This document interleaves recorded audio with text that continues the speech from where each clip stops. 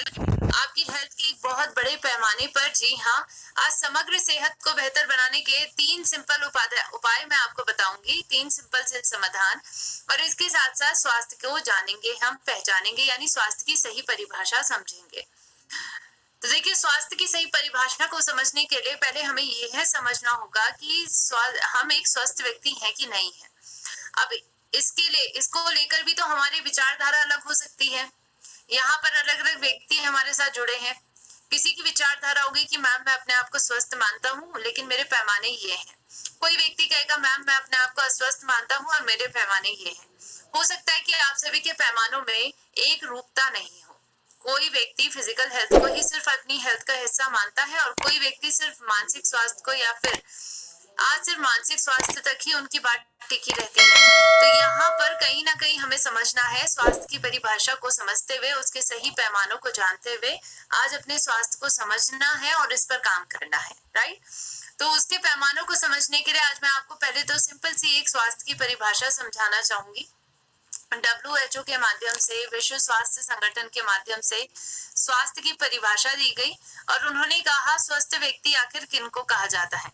उन्होंने कहा स्वस्थ व्यक्ति महज बीमारियों से दूर होना ही एक स्वस्थ व्यक्ति की परिभाषा नहीं होती है, बल्कि स्वस्थ व्यक्ति उनको कहा जाता है जो शारीरिक, मानसिक, सामाजिक और आध्यात्मिक इन चारों स्वास्थ्य को बेहतर बना रहे हों, तभी एक स्वस्थ व्यक्ति की श्रृंखला में उनको लाया जाता है।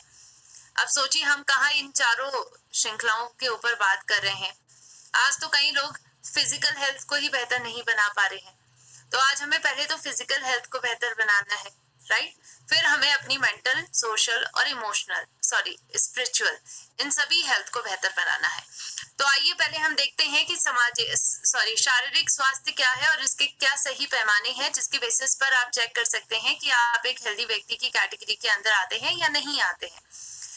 तो शारीरिक स्वास्थ्य का सबसे पहला पैमाना यही है कि आपको शारीरिक रूप की कोई बीमारी नहीं होनी चाहिए, जैसे कि कैंसर, जैसे कि डायबिटीज, जैसे कि दिल की बीमारियां, जैसे हाई ब्लड प्रेशर जैसी तमाम बीमारियां जो शरीर से जुड़ी हुई हैं। आज ये बीमारियां आपको नहीं होनी चाहिए और इनके लिए आप रेगुलर किसी दवाई का इस्तेमाल नहीं करना चाहिए। अगर आप कर रहे हैं और अगर आप दवाइयों का इस्तेमाल कर रहे हैं या कहीं ना कहीं आपको ये बीमारियां हैं, तो आप एक शारीरिक रूप से स्वस्थ व्यक्ति की श्रृंखला में नहीं आएंगे। तो पहले तो यही इंश्योर करना है। इसके साथ साथ दूसरा पैमाना ये है कि क्या आप जांच करवाते हैं। अगर आप रेगुलर 1 साल में एक बार पूरी बॉडी की जांच नहीं करवाते हैं, तब भी आप एक स्वस्थ व्यक्ति की कैटेगरी के अंदर नहीं आएंगे, क्योंकि आपको पता ही नहीं है कि आपकी बॉडी में चल क्या रहा है। तीसरा, कि आपकी बॉडी की वास्तविक उम्र क्या आपकी एक्चुअल उम्र के अनुसार है, यानी आपकी बायोलॉजिकल एज आज 30 की है, आज आपकी एक्चुअल एज जो है, वास्तविक उम्र 30 साल की है, लेकिन आपकी बॉडी की एज 40-50 साल तक की पहुंच रही है और इसी वजह से हमें जोड़ों में दर्द होना, अकड़न जकड़न महसूस होना वक्त से पहले देखने को मिल जा रहा है। पहले जो 70 से ऊपर के व्यक्तियों को परेशानियां होती थी, आज वो 30-40 साल के लोगों को हो रही है, यानी आपकी बॉडी आपका साथ नहीं दे रही है। अगर अक्सर आपको अपनी बॉडी में अकड़न जकड़न महसूस होती है अपनी मांसपेशियों में और इसके साथ साथ आपके जोड़ों में दर्द होता है, तो डेफिनेटली आप एक स्वस्थ व्यक्ति की श्रृंखला में नहीं आते हैं। चौथा फैक्टर जिसके बेसिस पर आप सभी अपने फिजिकल हेल्थ को जांच सकते हैं, वो है मोटापा या फिर कुपोषण। कहीं ना कहीं आपको अपने वेट को फिट कैटेगरी में रखना है और इसको चेक करने के लिए प्लीज एक बार आप अपना बीएमआई चेक करवाइए। बीएमआई चेक करने का सिंपल सा तरीका, आपको अपना हाइट पता होना चाहिए और आपको अपनी वेट पता होनी चाहिए, जो आज के वक्त में आपको एक्चुअल में, अभी आपने हाल फिलहाल में 1-2 दिन में अपना वेट चेक करवाया है, नहीं करवाया तो प्लीज करवाइएगा। तो इसके बाद क्या करना है, आपको जाना है गूगल पर और लिखना है कैलकुलेट बीएमआई। जब आप ऐसा लिखेंगे तो सबसे पहले जो साइट खुलकर आएगी उस पर क्लिक करिए, उसमें अपनी हाइट को डालिए, इंचेस में दे रखी है तो इंचेस में, सेंटीमीटर में दे रखी है तो सेंटीमीटर में, अपने वेट को केजीज में डालिए और इसके बाद आपके पास एक बीएमआई स्कोर आएगा। ये बीएमआई स्कोर अगर आपका 18.5 से लेकर 24.9 के बीच में आता है तो आप एक फिट कैटेगरी के व्यक्ति में आएंगे जिनका वेट उनकी हाइट के अनुसार है। लेकिन अगर आपका वेट आपकी बॉडी में 18.5 का से कम बीएमआई स्कोर में आ रहा है, इसका मतलब आप अंडर वेट है, यानी आप कुपोषित है। अगर आपका वेट 24.9 से ज्यादा यानी 25 से ज्यादा आ रहा है तो आप एक मोटापे से ग्रसित व्यक्ति में आएंगे। और अगर आपका बीएमआई स्कोर 30 से भी ज्यादा पहुंच जा रहा है तो इसको हम ओवरवेट की कैटेगरी में यानी अत्यधिक मोटापे की कैटेगरी में हम इसको लेकर आते हैं। तो ये 4 पैमानों से आप चेक कर सकते हैं, राइट। अगर आपका वेट बीएमआई आपका जो आ रहा है, बीएमआई स्कोर हमें क्या टारगेट रखना चाहिए कि 18.5 से 24.9 के बीच में आए। इसके साथ साथ आपको ये भी चेक करना है कि क्या आज आपकी बॉडी में आप अपनी बॉडी को क्रियान्वित रखते हैं, निष्क्रिय जीवन शैली तो नहीं जी रहे हैं। अगर जी रहे हैं तब भी आप एक फिजिकली हेल्दी व्यक्ति नहीं कहलाए जाएंगे। तो इन सभी पैमानों के माध्यम से अपनी बॉडी को चेक करिए और इसके अनुसार अपने शारीरिक स्वास्थ्य पर काम करना शुरू करिए। अब आइए चलते हैं दूसरे पैमाने की तरफ बढ़ते हैं। दूसरा पैमाने क्या है आज आपका? मानसिक स्वास्थ्य। मानसिक स्वास्थ्य में कई पैमाने आते हैं, जैसे कि आज सबसे पहले तो आपको कोई मानसिक रोग की बीमारी नहीं होनी चाहिए। अल्जाइमर है, स्ट्रेस है, एंजाइटी है, डिप्रेशन जैसी बीमारियां हैं, नींद न आना जैसी परेशानी है, और इसके लिए अगर आप कुछ रेगुलर दवाइयों का इस्तेमाल कर रहे हैं तो डेफिनेटली आप एक मानसिक रोगों से ग्रसित व्यक्ति हैं। दूसरा पैमाना क्या है? दूसरा पैमाना है कि क्या आज आपकी नींद की गुणवत्ता अच्छी है? क्या आज आप 7 घंटे की प्रॉपर बिना टूटी नींद ले पाते हैं? अगर नहीं ले पाते, आपको नींद आने में दिक्कत होती है, तब भी आप मानसिक रोगी हैं। इसके साथ साथ क्या आप हंसने की आदत रखते हैं? अगर आप हंसने की आदत रखते हैं और इसके साथ साथ अपने मानसिक तनाव को कम करने के लिए अच्छी आदतें जैसे कि एक्सरसाइजेस करना या फिर प्राणायाम करना, ये सभी अपनाते हैं, तो डेफिनेटली आप एक स्वस्थ व्यक्ति की कैटेगरी के अंदर आते हैं। इसके साथ साथ आपको ये भी चेक करना है कि क्या आपकी मानसिक क्षमता आपकी उम्र के अनुसार है। अगर आपकी मानसिक क्षमता आपकी उम्र के अनुसार नहीं है, आप बहुत ज्यादा भूल जाते हैं चीजों को, धीरे धीरे करके आपकी मानसिक क्षमता कम होती जा रही है, तो बिल्कुल आप सभी को अपने मानसिक सेहत पर काम करने की जरूरत है। तो इन पैमानों के बेसिस पर एक बार जरूर चेक करिए और इसके बेसिस पर अपने मानसिक स्वास्थ्य का आकलन करिए। अब आइए चलते हैं, तीसरा स्वास्थ्य आपका सामाजिक स्वास्थ्य होता है, और सामाजिक स्वास्थ्य का मतलब है कि आज आपके संबंध दूसरे लोगों के साथ आखिर कैसे हैं। अगर आपके संबंधों में तनाव होता है, ज्यादा लड़ाइयां हो रही हैं, आप बहुत ज्यादा रूड रहते हैं, चिड़चिड़े रहते हैं, और इसके साथ साथ आपसे ज्यादा लोग बात करना पसंद नहीं करते हैं, तो डेफिनेटली आज आपको अपनी सेहत पर काम करने के लिए अपने बिहेवियर पर काम करना होगा, अपने आदतों पर काम करना होगा। तो बिल्कुल सामाजिक स्वास्थ्य का ध्यान रखिए, दूसरों के साथ मैत्रीपूर्ण संबंध बनाइए, खुश रहिए और सकारात्मकता के साथ अपने जीवन को जिए। अगर नहीं जी रहे हैं तो काम करना जरूरी है इन फैक्टर्स पर। अब आइए चलते हैं चौथे स्वास्थ्य की तरफ, और वो है आध्यात्मिक स्वास्थ्य। और आध्यात्मिक स्वास्थ्य को आकलन करने का पैमाना है कि क्या आप खुद को जानने का वक्त देते हैं। क्या आप एक दिन में कम से कम 10 मिनट भी खुद के साथ बिताते हैं, जिसमें आप खुद के साथ बात करें और खुद की चीजों को पहचानें। अपनी गलत आदतें, अपनी सही आदतें, अपनी गलत आदतों पर काम करें। आप अपनी सही आदतों को और बेहतर बनाइए। इसके साथ साथ अपनी डाइट पर काम करिए, अपने बॉडी पर काम करिए, अपने गोल्स सेट करिए, अच्छी बुक्स पढ़िए, स्वाध्याय करिए, अच्छा चिंतन मनन करिए, अच्छे लोगों के साथ बैठिए, खुद को माफ करिए, खुद को खुश रखिए, खुद से प्यार करिए। अगर इन सभी चीजों पर आप ध्यान नहीं दे रहे हैं तो आपका आध्यात्मिक स्वास्थ्य भी अच्छा नहीं है।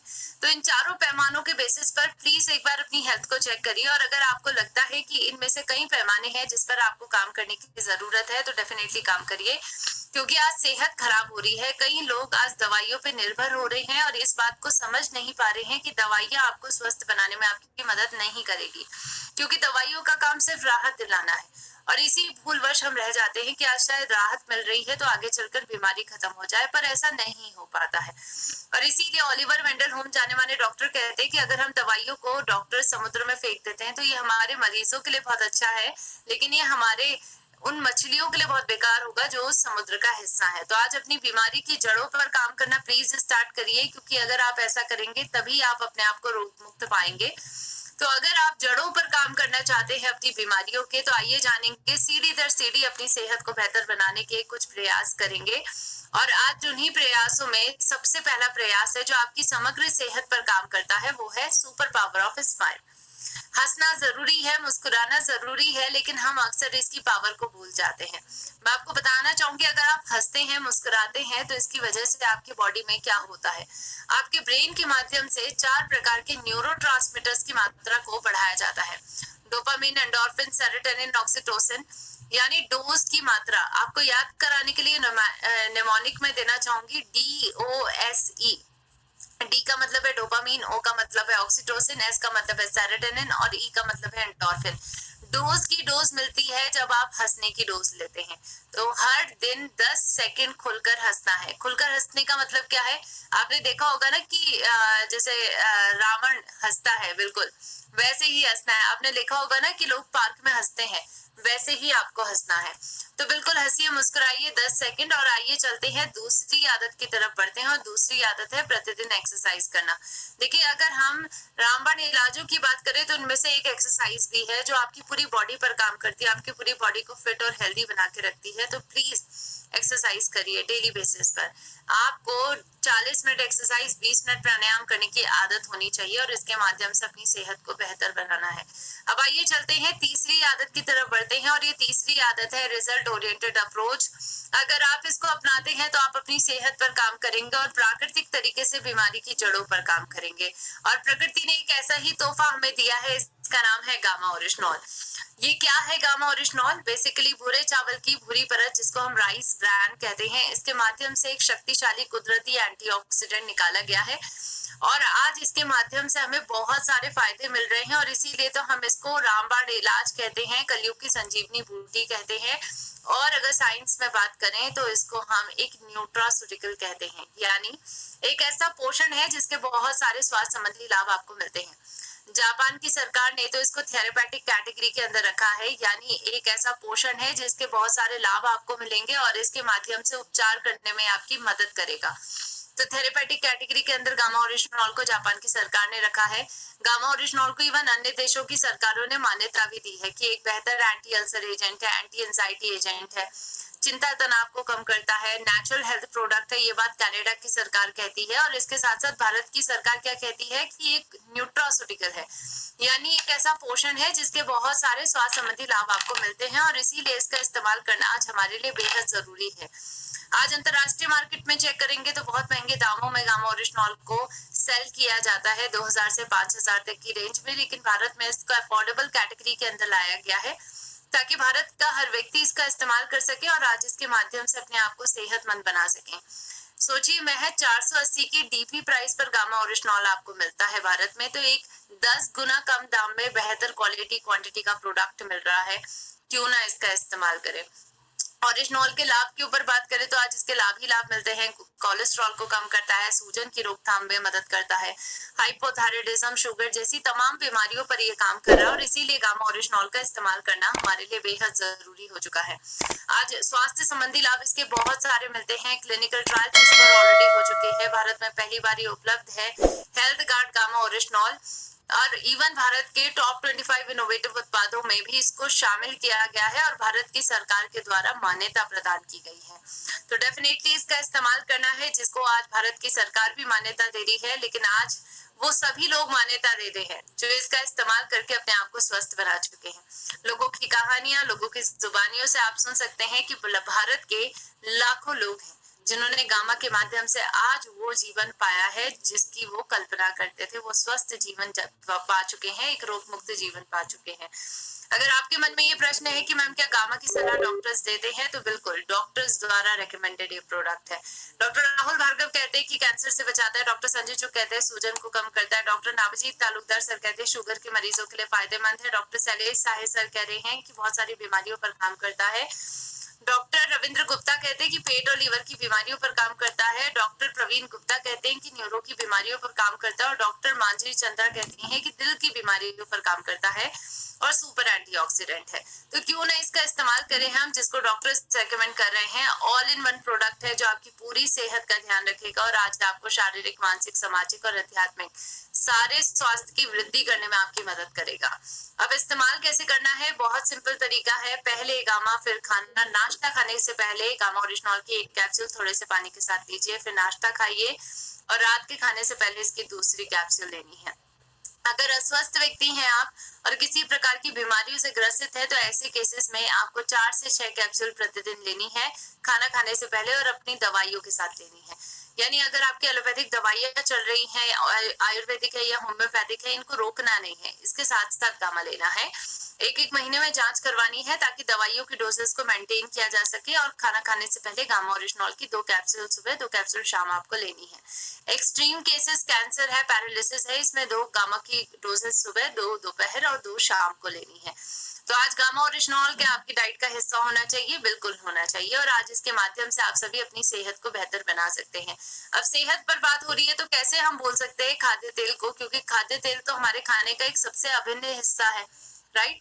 खाना बनाने से पहले हम सबसे पहले तेल ही तो डालते हैं। तो तेलों में आज हम चेक करें तो बहुत सारे कंटामिनेंट्स हैं जो हमारे कुकिंग ऑयल को बहुत ज्यादा कंटामिनेटेड बना रहे हैं। 3-MCPD-GE जैसे कंटामिनेंट्स तेलों में मिलते हैं, और इसकी वजह से किडनी खराब हो रही है, कैंसर हो रहा है, और पुरुषों के रिप्रोडक्टिव सिस्टम पर बुरा असर पड़ रहा है। और इसी के चलते यूरोपियन यूनियन ने 2023 में नियम लाए, और नियम के अनुसार कहा कि आज हमें GE3-MCPD की मात्रा को अपने तेलों में कम करना है। लेकिन भारत में सोचे, दुर्भाग्यवश अभी तक इस पर कोई नियम नहीं बना है। लेकिन हमारे भारत की एकमात्र ऐसी कंपनी है health guard gamma oryzanol, health guard rice bran oil, जो आज इस नियम का पालन करके आपको एक शुद्ध तेल और एक बेहतर तेल दे रही है। तो इसका इस्तेमाल हमें करना है। ट्रांस फैट फ्री तेल है ये, और इसके साथ साथ अच्छी आदतों को जरूर अपनाइए, क्योंकि 10% आदतें आपकी सेहत को बेहतर बनाने में मदद करती है, 90% गामा मदद करता है, और इसी के माध्यम से 7% आप सभी अपनी सेहत को बेहतर बना पाते हैं। अब आइए बात करते हैं फैक्ट्री विजिट्स के टारगेट पर। देखिए, टारगेट्स अगर आप कंप्लीट करते हैं तो आप सभी दूरी प्लांट विजिट के टारगेट को कंप्लीट करके इस अभूतपूर्व अनुभव का हिस्सा बन सकते हैं। तो सिंगल एंट्री के लिए 75 पीसेस का टोटल टारगेट कंप्लीट करना है अपने सेल्फ आईडी पर। अप्रैल से सितंबर, ये सितंबर लास्ट महीना है, तो बिल्कुल काम करिए और आप सिंगल एंट्री के लिए एलिजिबल होंगे। अगर आपको कपल में आना है तो 85 पीसेस का टारगेट कंप्लीट करना है अपनी सेल्फ आईडी पर अप्रैल से सितंबर के बीच में। अगर कोई व्यक्ति 100 बॉक्स गामा ओरिजिनॉल के हर महीने करते हैं तो उनको मास्टर की कैटेगरी में रखा गया जाएगा, उनको इस सम्मान से नवाजा जाएगा। सुपर स्टार की कैटेगरी में वो व्यक्ति आएंगे जो 60 बॉक्स गामा ओरिजिनॉल के हर महीने करेंगे, और जो 30 बॉक्स गामा ओरिजिनॉल के हर महीने करेंगे वो व्यक्ति स्टार कहलाया जाएगा। तो बिल्कुल ये सभी पदवी आप ले सकते हैं अगर आप इन टारगेट्स पर काम करेंगे। इन टारगेट्स को कंप्लीट करके आपको क्या क्या अनुभव मिलेगा? फैक्ट्री विजिट मिलेगी जो एक अलग अनुभव है, जिससे काफी कुछ जानने को मिलता है। 1 नाइट स्टे मिलेगा प्रीमियम 4 स्टार होटल में। लंच भी आपको प्रोवाइड किया जाएगा जब आप आएंगे। एंटरटेनमेंट की पूरी शाम होगी। गाला डिनर आपके लिए ऑर्गेनाइज किया जाएगा और टॉप 10 अचीवर्स को सम्मानित किया जाएगा गाला डिनर में doctor A R Sharma ji के माध्यम से। ग्रुप पिक्चर होगी doctor A R Sharma ji के साथ और डाइटिशियन ईशा वशिष्ठ मैम के साथ, और चेकिंग आउट के वक्त मॉर्निंग ब्रेकफास्ट की सुविधा उपलब्ध होगी। तो बिल्कुल इन सभी अभूतपूर्व अनुभवों का हिस्सा बनने के लिए प्लीज इन सभी टारगेट्स को कंप्लीट करिए। और ये विजिट हो सकता है कि नवंबर में हो, तो आपको जी जान लगा देनी है और ये सितंबर में इन टारगेट्स